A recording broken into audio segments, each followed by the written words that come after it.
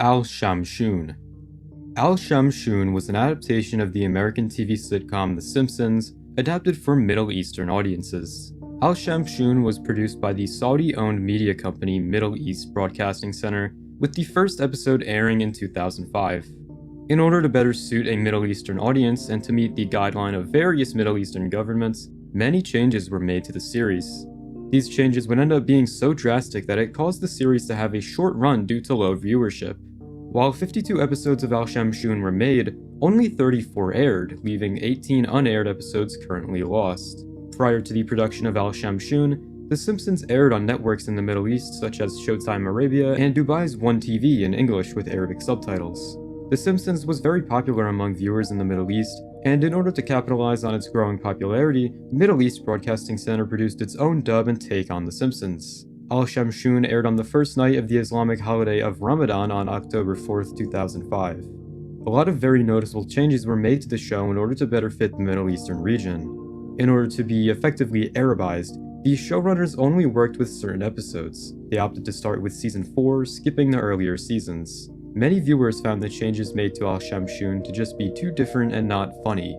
On top of that, many people in the Middle East see cartoons as something aimed towards kids, and just did not see a reason to watch Al-Shamshun. Due to massive criticism from viewers and even the show's executive producer, Al-Shamshun was pulled from air after 34 episodes.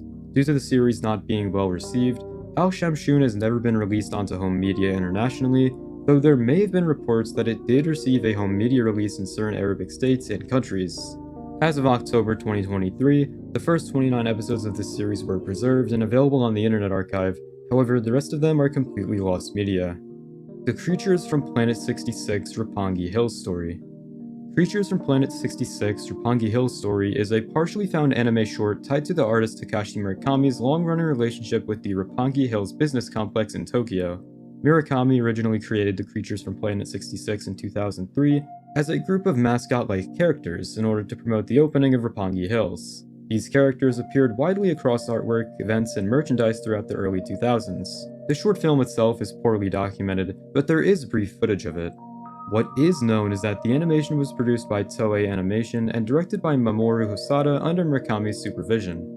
In terms of availability, the full short was screened publicly at the 29th International Film Festival at Roppongi Hills, where it was shown alongside other works by the director. Despite these screenings, the animation has never been officially released for home viewing. Only fragments have surfaced online, most notably two 15-second commercials. Years later, footage of this lost animation resurfaced indirectly during the run of Ohana Cafe, a Murakami-themed pop-up cafe from late 2015 to early 2016. A Tokyo MX News segment covering the cafe captured the animation playing in the background, further confirming its continued, if limited, circulation. Still, the full thing has yet to be documented and uploaded to the internet. Queen Elizabeth's Coronation 1937. The coronation of King George VI and Queen Elizabeth on the 12th of May 1937 is a pretty big moment in broadcast history. However, it has become a piece of lost media over the years. It was the first royal coronation to be covered by radio, the first to be televised, and the first major outside television broadcast in the UK. The British Broadcasting Corporation, eager to showcase its new high-definition television service launched in late 1936, mounted an ambitious live broadcast from Hyde Park Corner after being denied access inside Westminster Abbey. The BBC laid 8 miles of cable across central London and deployed 3 of its limited number of cameras to cover the procession from Marble Arch to Buckingham Palace. Despite rain and the logistical risk, the live transmission was a success, drawing an estimated audience of around 50,000 viewers and receiving a lot of press coverage. The images of King George VI smiling at the camera symbolized television's potential as a mass medium and directly led to the further outside broadcasts later that year. However, the television coverage itself is largely lost. At the time, there was no practical way to record live television broadcasts, and videotape would not arrive until the 1950s. As a result, unlike radio recordings and newsreel footage, the original BBC television transmission did not survive. Only small fragments really remain. Most notably, an 8mm cinefilm made by Marconi engineer J.E. Davies, who filmed a television screen during the broadcast. This rare off-screen recording was later shown in the BBC program The Passing Show in 1953, and is now one of the very few surviving examples of pre-World War II British television. Despite this, the full thing has yet to be recovered and probably never will. Slime Survivor. Slime Survivor is a game show pilot taped at Nickelodeon Studios at Universal Studios in Orlando, Florida in April 2000. The pilot was declined by Nickelodeon in favor of another show called Double Dare 2000, possibly due to budget issues. According to a Reddit user who was visiting Nickelodeon Studios and watched the taping of the pilot, it began with a group of 100 kids who ran out under a big rig that had individual spaces with pull ropes. Once they pulled the ropes, 50 contestants made it and 50 didn't. Afterwards, there were different challenges, team events, and trivia sections that eliminated more contestants until only one was left. The host and announcer for this show are unknown and have not been specified. The only known footage of Slime Survivor online is in a 5-minute compilation video created by former crew members of Nickelodeon Studios for its 10-year anniversary in 2000. The pilot's rulebook was also sold on eBay in 2024, but other than this, nothing else is known about this show and nothing else has surfaced. The Bethke Brothers tape. In 1989, two siblings named Ingo and Holger Bethke organized a rescue mission to help their younger brother Egbert escape from East Germany. The three brothers grew up in southeast Berlin, and Ingo and Holger had previously escaped from the communist country on their own before deciding to come back for their brother. The brothers' plans was to fly 2 ultralight planes over the Berlin Wall and quickly retrieve Egbert from a predetermined hiding place. After 4 years of intensive preparation, the rescue was set in motion in the early hours of May 25th, and after a rushed pickup, the three brothers successfully flew away back over the wall. Despite the fall of the Berlin Wall later that same year, the Bethke brothers had no regrets about their extravagant rescue. During the flight, one of the planes had a camera attached to it which recorded the entire event. According to the History Channel, the camera was switched on at 4:22 a.m. and switched off at 4:38 a.m. While clips of the tape were shown in various TV shows and documentaries, the full 16 minutes of footage have not been released. The chances of a future release are not impossible, as the full tape seems to still exist, but for the time being, all that can be seen is roughly 5 to 6 minutes of footage pieced together from various sources. What an interesting story this is. I really hope the full 16 minutes are preserved someday. ZTA. ZTA is a zombie action-adventure open-world game developed by SDP Games sometime in the mid-2000s. It was planned to be a release for the PlayStation Portable as well as a collaboration with Rockstar Games. SDP Games, a French game studio, was founded as Smackdown Productions in 2005 by Laurent Benediba, who is most known for co-founding Team Bondi and being the technical director for LA Noire. During an interview with Pocket Games on the 18th of August 2014, Benediba discussed a game that the company had been developing for the PSP called ZTA. They described it as GTA, but with zombies on PSP, while also containing music from Weird Al. That's odd. According to Benediba, SDP Games had been in contact with Rockstar Games, who in the mid to late 2000s had released a few games from the GTA series on the PSP, including Liberty City Stories, Vice City Stories, and Chinatown Wars. Ultimately, negotiations broke down because SDP and Rockstar were unable to agree on a suitable budget. This forced SDP Games to cancel the development of ZTA, focusing instead on releasing games for the Nintendo DS. 7 screenshots of ZTA were published onto the internet at some point, and this is the only known media of this game existing. These screenshots therefore indicate that a PSP prototype had been in development, containing typical elements from Grand Theft Auto titles like driving, being chased by the police, and incorporating third-person shooter mechanics. One screenshot also details the player attacking zombies with a flamethrower. Alas, the unsuccessful pitch to Rockstar Games make any possible release of ZTA unlikely. Toy House. Toy House, aka Wanju Ji Jia, was one of China's earliest CGI animated series, centered on anthropomorphic computers and an old box living together in a house and acting out everyday routines. The show was never released on home media or re-aired, and for the years, virtually no information or images existed online. This absence led to doubts about whether the series even existed, until its title appeared in a 2006 CCTV animation ranking list, confirming it was real. Organized searching began in 2011 on Baidu Tieba, where fans shared memories, illustrations, and reconstructions of characters. A breakthrough occurred in April 2019 when 4 episodes were purchased from a secondhand marketplace and shared with the search community, marking the series as partially found. A 5th episode surfaced in 2022 through private collectors and was later uploaded online. This is regarded as one of the earliest notable lost media searches on the internet, which makes it pretty interesting. Nintendo Minnesota Lottery Cartridge. Nintendo Minnesota Set a Living Room Lottery Test was an add-on developed for the Nintendo Entertainment System by Control Data Corp. that let players take part in the Minnesota Lottery. The peripheral would have utilized the cartridge slot on the bottom of the NES, connecting it to a phone line so players could connect to the lottery service. The game was set to have a test release in 1992 to around 10,000 Minnesota residents. However, concerns were raised regarding underage gambling among young gamers, so the project was ultimately shelved. In 2023, Reddit user MTG Army posted a photo to the r/NES subreddit of a prototype cartridge of the game that the add-on would have used, with many screenshots of the game in action. The prototype NES cartridge has been dumped but not released online in any form as of right now. Taiwan 2013. Taiwan 2013 is a political satire game released in 2013 by the group Cyber Armed Youth. It is deliberately styled after Hong Kong 97 and Taiwan 2001, which are also games made to poke fun at political situations in Asia. Taiwan 2013 closely copies their simple, repetitive gameplay. The game is widely understood as a political satire aimed at Ma Ying-jeou, who was the president of the Republic of China at the time. Taiwan 2013 was first released as a browser-based game and later made available on Android. The game's presentation very strongly mirrors its inspirations. In this game, you control a character called Mr. Gio, who confronts protesters outside the presidential office building in Taipei. The protesters carry signs reading, "No, down with it," and "Oppressed by the officials, the people rebel," reinforcing the game's political message. The developers described the game as a way to memorialize this accursed time before the arrival of 2014. Taiwan 2013 is considered lost media nowadays, as the only surviving information about this game mainly comes from the developer's website and a Taiwanese gaming blog. The original web version is no longer functional, and the Android version's Google Play link returns an error. Kanye West Donda 24-hour livestream.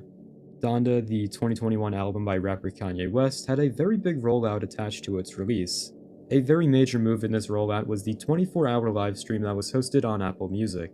The stream, starting on August 5th of 2021, featured Kanye finishing his 10th studio album Donda. The livestream was broadcasting and even projected worldwide. Millions of people watched this stream, and after the livestream, a listening party would start for the album, divided in 3 parts which are all available online. The 24-hour stream is also where the viral video of Kanye working out comes from, with him curling weights and doing push-ups. There are still some available videos from this livestream, but a lot of it has yet to be preserved and uploaded to the internet, making it lost media. Our Little Genius. Our Little Genius was an unaired game show hosted by Kevin Pollak. The show was created by Mark Burnett and was intended to air on Fox on January 13th of 2010. The show consisted of child prodigies attempting to win money for their families by answering trivia questions. Before the show could air, questions were raised as to whether or not the show was rigged, prompting an investigation by the FCC and leading to the show's cancellation. In Our Little Genius, kids were given 10 questions to answer. Each question had a higher amount of money. The kids were given 2 assists. If used, one would let an adult see the question in order to help the child contestant out, while the other one would let a panel of experts see the question and offer advice on how to answer it. A week before the show was scheduled to air, Mark Burnett told Fox to postpone the show due to issues about its integrity. Soon, there were allegations saying that the show was rigged because of a member of the production team giving a contestant and their parents specific answers to 4 questions. Due to this, the show was pulled before it was supposed to air, with an episode of American Idol and a rebroadcast of The Simpsons' 450th episode airing to fill the program's intended time slot. Due to reasons regarding the program's cancellation, it's unlikely that any episodes of Our Little Genius will be released or preserved today. The only footage of this show that remains today is 2 promotional commercials. LEGO Go. LEGO Go was a Russian game show based on LEGO products. The show was about 2 teams competing against each other in a series of LEGO construction challenges. For example, the teams might have to build the highest and most stable tower of LEGO bricks, or assemble a small kit without a manual. The winning team would get a sticker, and in the final round, team captains would compete in assembling kits while blindfolded. The series ran on the first channel from April 1st, 1995, up until March 19th, 1998. In the 2000s, the show was rebranded to KB Legonaut. Game rules were changed a little bit, and 3 teams would compete for a grand prize of a trip to Denmark's Legoland. Due to the high cost of VHS tapes in Russia and the fact that it aired on Saturday mornings, it's unlikely that many people have recorded episodes of the show. In fact, episodes were rarely given reruns, let alone a home release. With all of these factors, little footage of the show can be found online. Since episodes were not intended for reruns, they have no production marks, meaning the only way to identify their air date was from a tape's record date. Until Dawn PS3 build. Before being developed by Supermassive Games between 2011 and 2015, Until Dawn's concept was made on PlayStation 3, using the PlayStation Move controllers by Sony's London studio back in 2008 until late March of 2011. The project was cancelled and handed over to Supermassive Games since the PS Move wasn't as successful as expected, making the game's production over the initial budget. This PS3 version of the game was made on a heavily modified version of the game's SingStars engine. The only known build from this version of the game contains an incomplete working episode. This particular part of the game acts as the fourth episode, while it isn't fully complete as some parts of the episode are missing. This PS3 version of the game was cancelled presumably because of the PS Move's failure. 2004 West Coast Monster Truck Nationals. The West Coast Monster Truck Nationals is a yearly monster truck event held in Red Bluff, California at the Tehama District Fairgrounds. It involves monster trucks competing against each other in racing and freestyle events, with the event still taking place at the venue to this day. At the 2004 event, an accident occurred that resulted in one of the drivers being critically injured. At the 2004 West Coast Monster Truck Nationals event, also simply referred to as Red Bluff 2004, a field of competitors well known to fans from Monster Jam and other monster truck promotions were present for the show. Among these was Rob Nell, a veteran driver and the cousin of Tom Meets, a 6-time world champion in Monster Jam. For the event, Rob drove the El Toro Loco truck. During qualifying, a process where trucks race around the course in order to try and put up the fastest time and set up the racing bracket, El Toro Loco's converter caused its transmission to explode. Rob struggled to release the safety harnesses to get out and was left stranded for several minutes while the fire engulfed the truck. Eventually, the fire was quenched and Rob was rescued from the truck, but he did not escape without injuries. He suffered second-degree burns all over his body as well as a broken elbow and several broken fingers. Rob was in critical condition and had to be airlifted to a nearby hospital. The accident would put Rob out of driving for the rest of 2004. As it was not hosted by Monster Jam despite featuring many of its trucks, the Red Bluff 2004 show was not televised in any capacity. As such, no footage has ever been released of the event and, in turn, Rob's accident not even from fan coverage.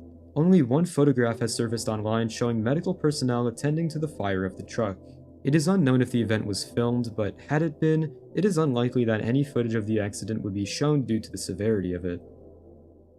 DKTV. DKTV was a programming block that aired in France from 1996 to 2001 on Channel France 2. The block was first introduced as La Planète de Donkey Kong and centered around various cartoons and children's shows such as Beetlejuice, The Addams Family, Cat's Eye, City Hunter, and Reboot, with short segments ranging from fake commercials to music videos. Many of these segments had CGI characters interacting with the real world and live-action actors. The team behind DKTV was also responsible for the Donkey Kong Country television series. Because of this, both DKTV and Donkey Kong Country shared many assets, namely the models and animation. Despite this, or possibly due to this, nearly every skit only featured Donkey Kong, Diddy Kong, Candy Kong, Funky Kong, and various recolors or reskins of them. Only rarely would other characters from the show appear in some form. Due to the nature of programming interstitials, DKTV has fallen into obscurity, with only roughly 40 minutes of footage available of the block. Copeland's Herobrine Stream. Copeland's Herobrine Stream is a famous piece of Minecraft lost media tied to the early spread of the Herobrine myth. On August 30th, 2010, Minecraft streamer Copeland appeared to encounter Herobrine during a livestream, marking the first time the character was seen in motion rather than static screenshots. Although Copeland later admitted the incident was a hoax involving a photoshopped painting placed in-game, the stream played a major role in pushing Herobrine into mainstream gaming culture and is often treated as the foundational moment in the myth's canon.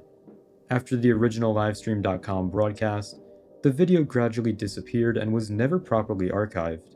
By 2011, the stream was confirmed to be offline, and for years only a handful of screenshots, most notably shared on a lengthy Minecraft forum thread, were known to exist. Several attempts were made to recover it, including Wayback Machine checks and direct contact with Copeland and Livestream.com, but these efforts confirmed the video had been deleted from the platform's servers, and Copeland no longer had a copy. The search effectively ended in July of 2024, following a documentary by Blame It On Jorge that highlighted the stream's lost status. The next day, YouTube user Brutal Lil F Jump revealed that they had downloaded the full stream back in 2010 after Copeland abruptly ended it and had unknowingly kept it for nearly 14 years. After realizing the significance of it, they uploaded the complete recording to YouTube on July 15th of 2024, officially recovering one of the most legendary and long-missing videos in Minecraft history. Samsung Doorways.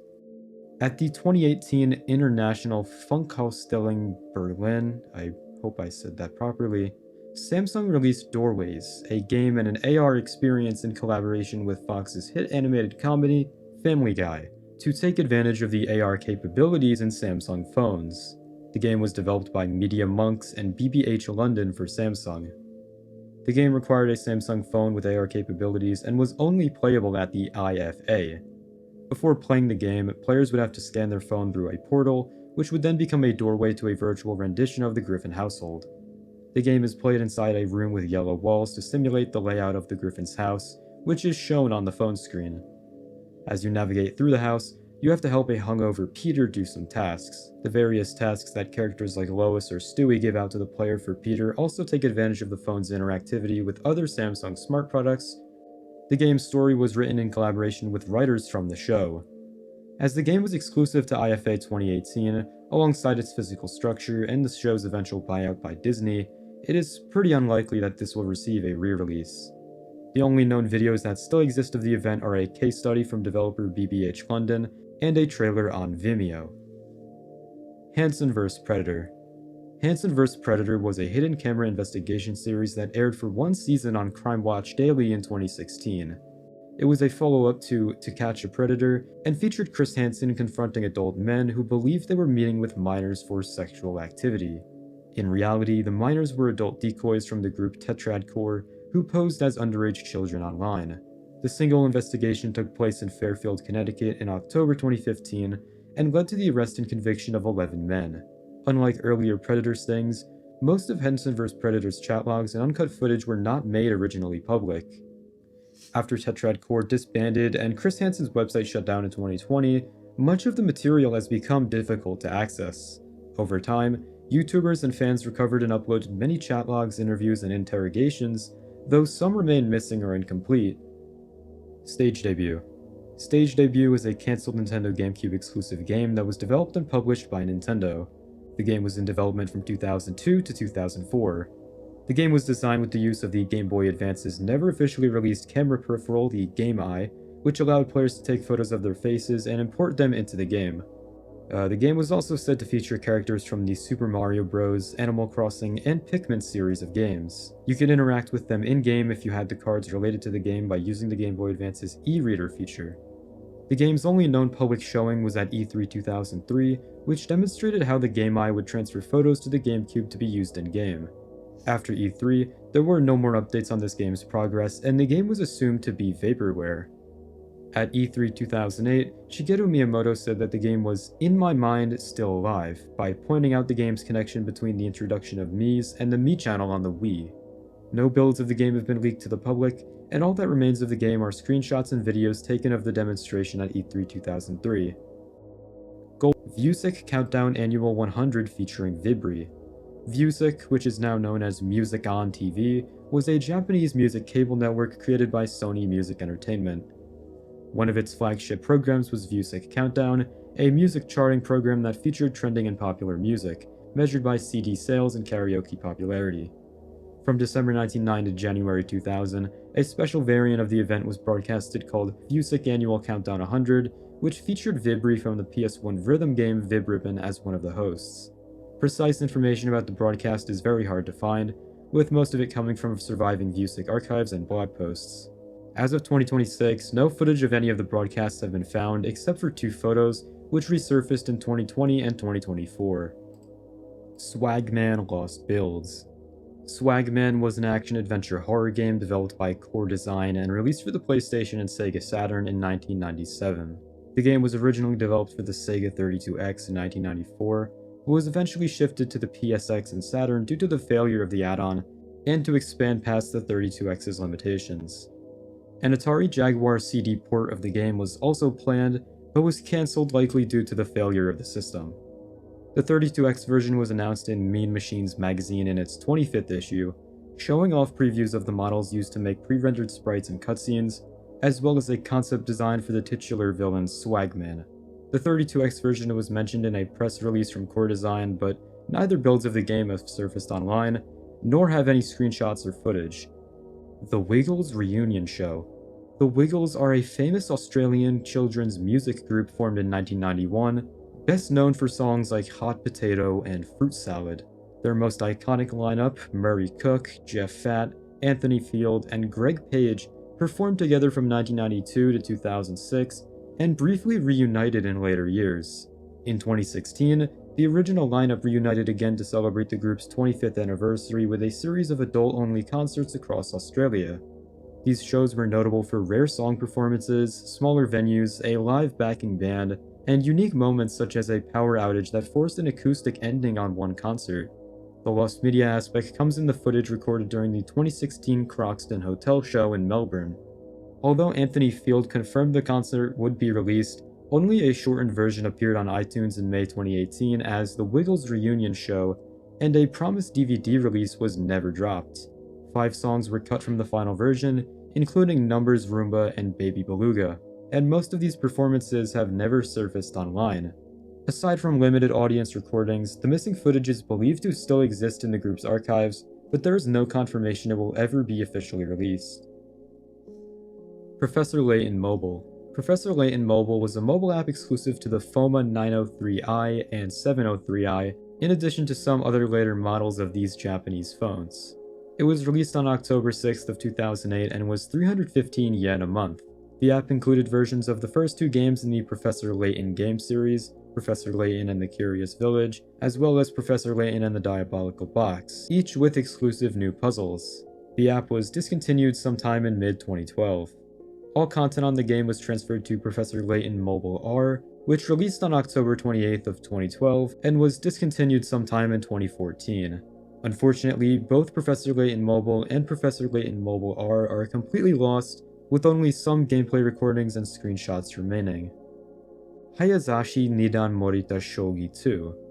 Hayazashi Nidan Morita Shogi 2 is a cancelled 1995 Famicom shogi game developed by Random House and published by Sega. It was intended to be a port of the Super Famicom version and was planned as one of the final games released for the Famicom, with a listed price of 14,800 yen. For unknown reasons, the Famicom version was never released. Despite this, a prototype cartridge is known to exist and was reportedly sold to a private collector for 200,000 yen, making this game a notable piece of lost media with an uncertain future. This game has become quite elusive, and also it's kind of concerning. Why would someone pay 200,000 yen for a shogi Famicom game? DARK. DARK, or Dark, is an alternative rock band formed in 2009 under the name Jetlag by singer Ol Koretsky and former The Smiths bassist Andy Rourke. In 2014, Cranberries frontwoman Dolores O'Riordan joined the group, whereby the group subsequently adopted the Dark moniker, and in September of 2016, released the record Science Agrees to a mixed reception. In early 2018, however, tragedy would strike the group when Dolores died at the age of 46, from what was ruled as an accidental drowning in a hotel bath due to alcohol intoxication. At the time of her death, she had been in London to record the second Dark album under the guise of producer Martin Glover, otherwise known as Youth. Following her death, the group released a statement on their website promising to give their second proposed album a future release that Dolores would have wanted. As of October 2022, however, there was reportedly little progress on the album, and to this day, this album still has not been released to the public. Dayblob Online. Dayblob Online was a scrapped multiplayer online spin-off of the Dayblob series, developed by Balance Worlds and intended to be published by THQ Shanghai for release sometime after Dayblob 2 in early 2011. Conceived as part of THQ's push to turn De Blob into a broader multimedia franchise, the game was aimed primarily at Asian markets and designed as an online-focused expansion to the series. Despite being far along in development and reportedly close to a soft launch, the project was never officially announced and remained unknown to the public for years. Development took place alongside De Blob 2, with Balanced Worlds, known for online 3D multiplayer games, co-developing the project with THQ Shanghai. Former THQ Nordic executive Reinhard Paulus later revealed in a 2017 interview that the game played similarly to what would have become Splatoon, featuring colorful territory-based gameplay. According to Paulus, THQ had invested several $1,000,000 into the project before it was abruptly cancelled due to THQ's bankruptcy in late 2012, which would shut down ongoing projects across its global studios. The existence of De Blob Online was only partially confirmed in 2021, when former THQ employee Richard Brown shared an unreleased pitch trailer on Twitter, followed by a longer, unlisted version on YouTube. Fallout Van Buren. Fallout Van Buren was the codename for the original Fallout 3, an RPG in development at Black Isle Studios, the original creators of the Fallout series. Intended as a continuation of the franchise but not a direct sequel to Fallout 2, the project was cancelled in December of 2003 after Interplay Entertainment laid off Black Isle's PC development team. The Fallout rights were later sold to Bethesda Softworks, which rebooted the series and released a completely different Fallout 3 in 2008, shifting the franchise into a new era and dividing longtime fans and newer players. Although the game itself was never finished, Van Buren survives as a significant lost media case through leaked materials. Detailed design documents were released online, revealing much of the game's planned story, mechanics, and setting. A playable tech demo and screenshots also surfaced in 2007. Outside of these documents and demos, however, most of Van Buren remains lost. Angry Birds Toons. Angry Birds Toons is a Finnish animated CV series based on the popular video game series Angry Birds that ran from 2013 to 2016. The series follows the main characters from the games Red, Chuck, Bomb, the Blues, and Matilda, where they spend each episode protecting their eggs from the green bad piggies and their king that wants to eat them. During this show's run, 3 Christmas-themed episodes were produced. At some point, a 4th Christmas episode was being worked on for the show that ended up being scrapped for unknown reasons. Full information on the episode's plot is unknown, as only 2 clips of it taken from a blooper reel were uploaded to YouTube in 2023. The first clip shows Red placing a star on top of a comically small Christmas tree, to which the tree topples over from the size of the ornament. In the second clip, one of the Blues takes the star and places it on top of a pile of pigs wrapped in Christmas lights. Aside from the 2 clips, no other information about this episode has resurfaced. The World Is Yours. The World Is Yours was a short-lived American television program that aired on CBS from June to September 1951 and starred naturalist Ivan T. Sanderson alongside model Patricia Stinnett. It holds the distinction of being the first regularly scheduled color television series. Although most episodes are now undocumented, newspaper accounts describe early broadcasts featuring colorful animals like peacocks and tanagers, as well as educational segments explaining how humans perceive color. Sanderson later referenced the show in his book Invisible Residents, suggesting that the program focused on nature and science education. Today, The World Is Yours is considered lost media due to the technical limitations of early color television. The show was broadcast using CBS's field sequential color system, which required specialized television sets or adapters that very few households owned. Fewer than 200 compatible televisions were produced, and by the end of 1951 the system was abandoned, partly due to material shortages during the Korean War. No known recordings of the program survive, and with limited viewership and no home recording technology available at the time, the series is believed to be completely lost. Urban Smash. Urban Smash was a cancelled action racing game developed by Evolution Studios for the PS3, conceived around 2007 as a brand new IP meant to refresh the racing genre in an increasingly crowded market.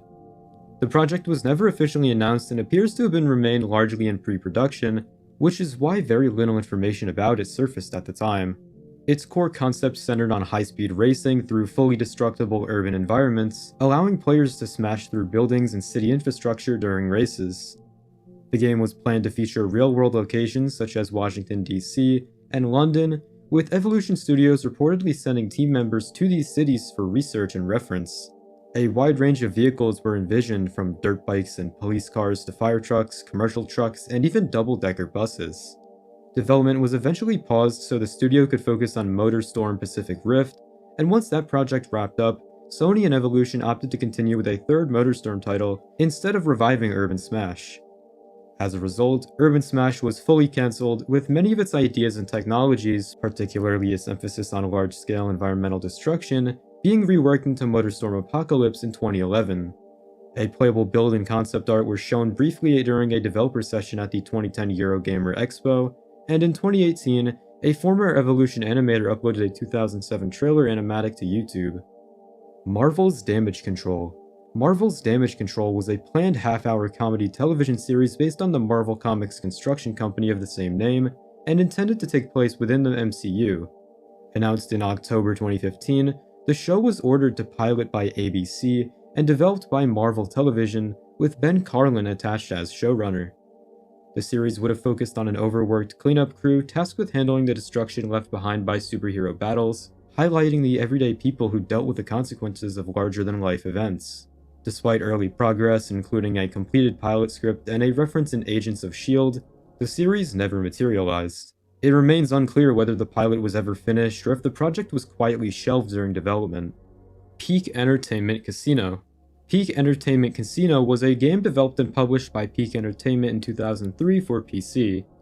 The game was a casino simulation game where the player could wager their real-life money through an online service, and as a result of this, the game was given an adults-only rating from the ESRB.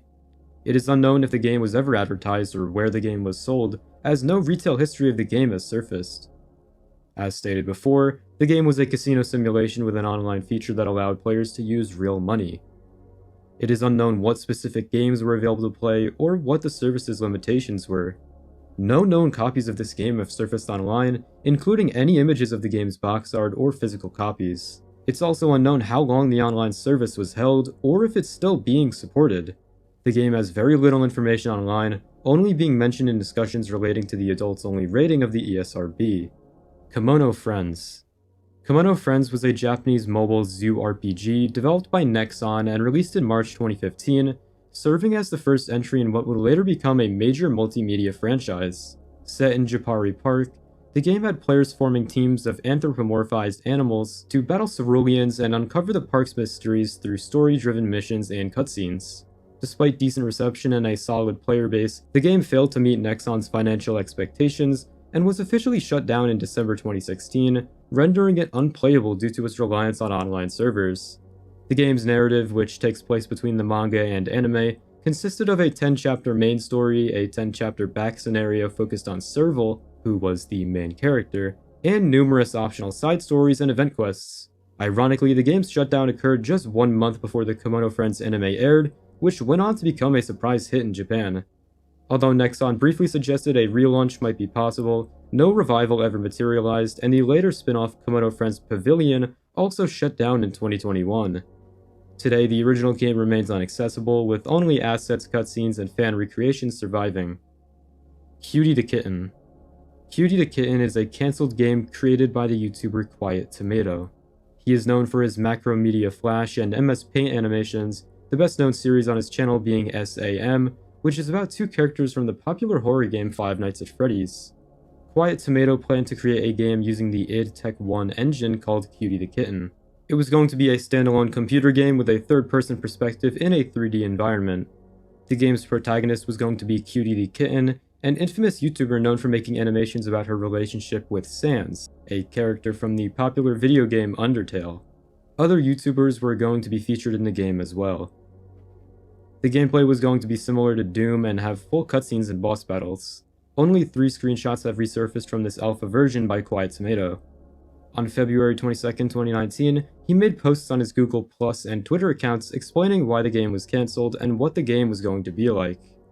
Only 3 levels out of the 40 planned levels for this game were ever finished, and it's unknown what the real title of the game was going to be, as Cutie the Kitten was just a placeholder. Ash's Cricket 2013. Ash's Cricket 2013 was a cricket video game developed by Trickstar Games and published by 505 Games. The game was released on November 22, 2013 on Steam, with plans for 3 console ports in the future, specifically for the PlayStation 3, Xbox 360, and Wii U. Upon release, however, the game was almost immediately panned by critics and consumers for its numerous bugs, and fans of the series were overall highly dissatisfied by it. All of this led 505 Games to pull it from Steam only 4 days after its release, as well as canceling all development for the games on these consoles. While the Steam version can still potentially be obtained through unused keys, there's no way to get any of these console ports, and it's unknown if any work was done on them at all, or if any versions would have had system-exclusive features like Wii U gamepad functionality. Dot Comedy. Dot Comedy was a short-lived ABC sitcom created by Carrie Gerlach that aired only once on December 8, 2000. The show acted as a guide through various comedy segments, many of which were built around clips pulled from the internet at a time when online video was still a novelty. One of the most memorable segments featured Katie Puckrick reviewing unusual tech inventions at a computer expo. Despite its forward-thinking concept, Dot Comedy was cancelled after its first episode due to low ratings, drawing only 4.1 million viewers.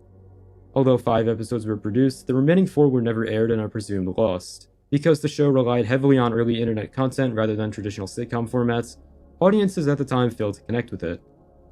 Super Mario World Mario Attack.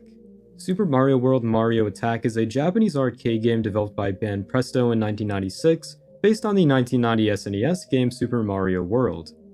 The gameplay involves landing Mario on items of different values in metals. You must dive within 15 seconds, and you lose if you dive into an enemy or a pit, or if you run out of time. You win if Mario, Yoshi, and Princess Toadstool appear on screen.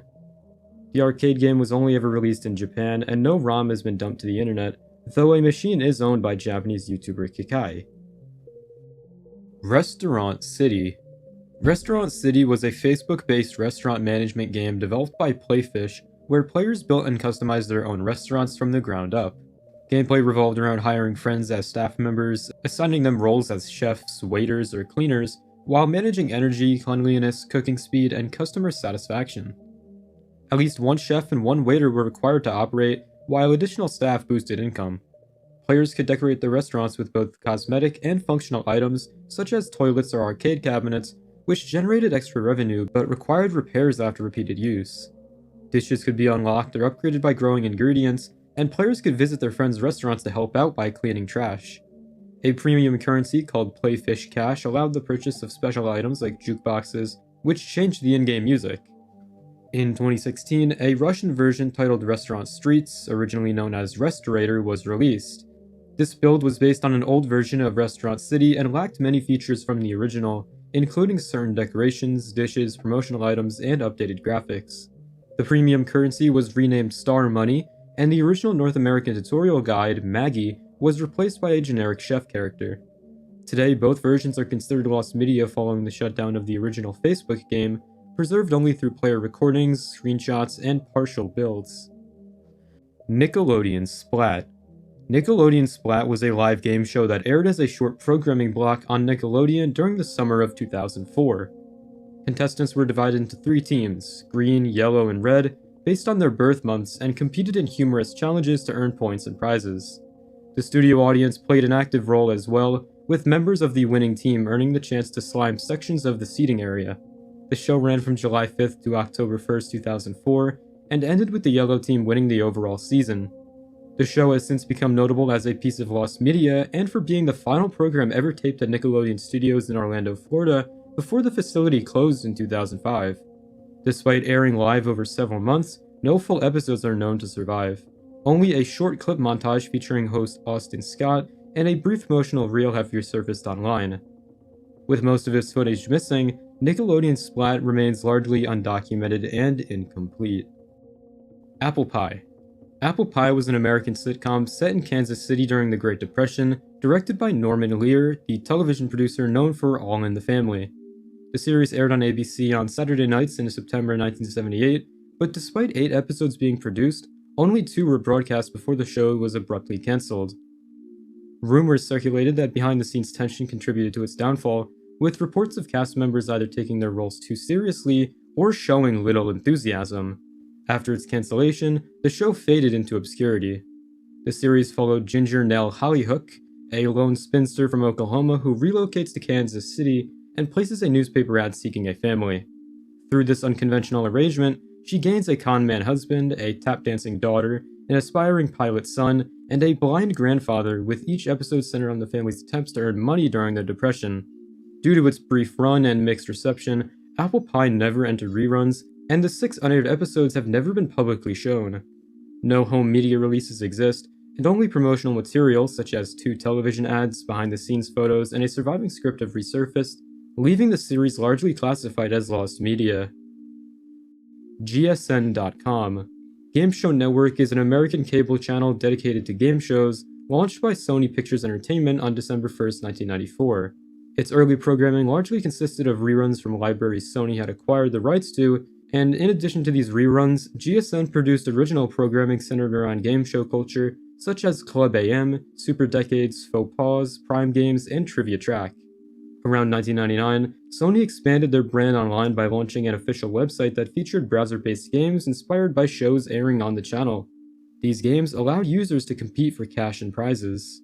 The original website remained active until roughly 2012, when Sony replaced it with a redesigned program and abandoned the earlier version, which now redirects to the current site. Over time, the site hosted a rotating lineup of online games, many of which were tied directly to GSN's programming schedule. Among the most notable were the interactive games, which mirrored their television counterparts and could be played live while the corresponding show aired on GSN. Players' high scores were sometimes displayed on the television during commercial breaks, further integrating the online and broadcast experiences. Today, only scattered screenshots and promotional images survive, and none of the original games are known to remain playable. Dinosaur Planet. Dinosaur Planet was an action-adventure game developed by Rare and originally planned to be the studio's final release for the N64. First shown publicly at E3 2000, the game was set in a dinosaur-inhabited world and followed 2 playable protagonists, Saber and Crystal, who could be swapped at special swap stones. Both characters had unique abilities and sidekicks, and the story was fully voiced in English. Development began after Diddy Kong Racing in 1997, with Timber the Tiger initially planned as the lead before being replaced by Saber. Rare aimed to push the N64 to its limits, using the 4MB expansion pack and the system's largest cartridge size to deliver cinematic cutscenes and advanced visuals. After Nintendo of Japan saw the E3 demo, the project was reworked into a Star Fox title at Shigeru Miyamoto's suggestion. Saber was replaced by Fox McCloud, Crystal's role was reduced, major story elements were removed, and the game transitioned to the GameCube, ultimately releasing in 2002 as Star Fox Adventures. For years, the original N64 version of Dinosaur Planet was considered lost media as no full builds were publicly available and only screenshots, footage, and leftover data from Star Fox Adventures hinted at what could have been cut or changed. However, on February 20th, 2021, the preservation group Forest of Illusion released a playable build dated December 1st, 2000, after acquiring a CD-ROM from a Swedish collector. Hatris DX. Hatris DX was a 2004 mobile puzzle game developed by Alfie for Java-compatible phones in Japan, specifically the JSH53 and V61HS models. It was a remake of the 1990 puzzle game Hatris and was distributed exclusively through Vodafone Live. The gameplay followed the same core concept as the original, requiring players to stack matching hats in pairs and clear 5 of the same type to remove them from the screen, with the difficulty increasing as stages progressed. This version featured enhanced graphics and customization options, allowing players to change the in-game wallpaper and sounds, even using photos taken with their phone's cameras or personal ringtones. Alongside Hatris DX, Alfie also released a standard mobile port of Hatris with lower resolution visuals and fewer graphical details, lacking the DX subtitle. Both versions were only available digitally through the early 2000s Japanese mobile services and were never given physical releases. After the discontinuation of the compatible phones and the shutdown of the Vodafone Live service, the games became inaccessible. Today, neither version is known to be playable, and only a small number of screenshots survive, making Hatris DX and its companion port considered lost mobile game media. Yume Nikki. Yume Nikki is an indie exploration game developed by Kikiyama between 2004 and 2007 using RPG Maker 2003. Players control Maratsuki, a hikikomori, which is a reclusive shut-in, and explore her dreams through a nexus that connects 12 distinct worlds. Interacting with objects and characters grants various effects, and the main goal is to collect all 24 effects and place them into the nexus. The game's unique, surreal atmosphere and open-ended gameplay have made it a cult hit in the indie gaming community. From June 26, 2004 to December 17, 2005, 10 early demos of Yume Nikki were released. These demos are now extremely rare and sought after by fans. A Japanese magazine, Free Game Station Volume 1, was rumored to include a DVD containing version 0.06 or a playable demo, though this wasn't confirmed for years due to the magazine's high resale price. In 2017, Spanish YouTuber Eloy Umeniki Fangamer obtained the Free Game Station Volume 1 DVD and confirmed it contained version 06. While he briefly uploaded it online, it was taken down due to legal concerns, though some copies resurfaced. Later discoveries of versions 0.04, 0.07, 0.08, and 0.09 from various magazines have been uploaded online, making these once lost demos available to the public for the first time, preserving rare early builds of the games that were previously considered lost media.